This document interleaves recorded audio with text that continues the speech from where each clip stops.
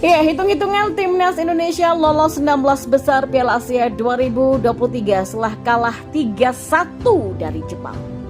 Jordi Amat menjadi sorotan setelah timnas Indonesia dihukum penalti melawan Jepang. Netizen mengatakan blunder melulu. Dan yang terakhir, update terbaru klasmen peringkat 3 terbaik AFC Cup. Indonesia punya peluang lolos dengan syarat ini. Simak berita selengkapnya di Berita Bola untuk Anda. Ya, besar Piala Asia 2023 setelah kalah 3-1 dari Jepang akan diulas hari ini. Timnas Indonesia bersua Jepang di matchday pamungkas Grup D Piala Asia 2023 yang berlangsung di Altumama Stadium pada Rabu malam hari ini. Dalam laga ini, Timnas Indonesia wajib mengalahkan Jepang untuk lolos ke 16 besar Piala Asia sebagai runner-up Grup D, namun skuad asuhan Sinteyong dibuat tak berdaya di hadapan Jepang. Ya, setelah melalui 90 menit pertandingan, Timnas Indonesia kalah 3-1 dari Jepang. 3 gol Jepang dalam laga ini dilesakkan via brace Ayase Ueda pada menit ke-6 dan 52, serta gol bunuh diri dari Justin Hapner di menit ke-88.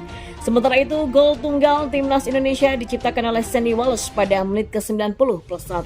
Sekarang yang jadi pertanyaan, masih adakah peluang Timnas Indonesia lolos ke 16 besar Piala Asia? Jawabannya, masih. Timnas Indonesia masih berpeluang lolos ke 16 besar Piala Asia via jalur peringkat 3 terbaik. Sekedar diketahui selain juara dan runner-up grup, ada 4 tim peringkat 3 terbaik yang berhak lolos ke 16 besar Piala Asia. Sejauh ini 2 slot peringkat 3 terbaik diambil Suriah, Palestina, yang sama-sama mengoleksi 4 angka, karena itulah Timnas Indonesia masih bisa mengambil 1 dari 2 slot yang tersisa. Lantas bagaimana caranya? Timnas Indonesia lolos ke 16 besar Piala Asia asalkan hasil salah satu dari 2 laga di grup lain menguntungkan skuad Garuda. Laga yang dimaksud adalah mempertemukan Yordania versus Bahrain di grup E pada Kamis esok dan Oman versus Kirgistan pada Kamis 25 Januari pada pukul 10 malam. Timnas Indonesia lolos ke 16 besar Piala Asia 2023 jika Yordania menang selisih 3 gol atas Bahrain. Andai kondisi ini terjadi, maka Timnas Indonesia dan Bahrain sama-sama mengoleksi 3 angka di klasmen peringkat 3 terbaik. Namun, Timnas Indonesia berhak menempati posisi yang lebih baik karena unggul selisih gol yakni 3 berbanding -4. Lalu bagaimana dengan laga Oman versus Kirgistan? Diharapkan laga ini akan berakhir imbang, karena jika ini terjadi, maka koleksi angka Timnas Indonesia masih lebih unggul ketimbang Oman yang hanya mengemas 2 angka saja. Kirgistan diizinkan menang atas Oman asalkan tidak lebih dari selisih gol. Meski sama-sama mengoleksi 3 angka di klasmen peringkat 3 terbaik, Timnas Indonesia masih lebih produktif ketimbang wakil Asia Tengah tersebut.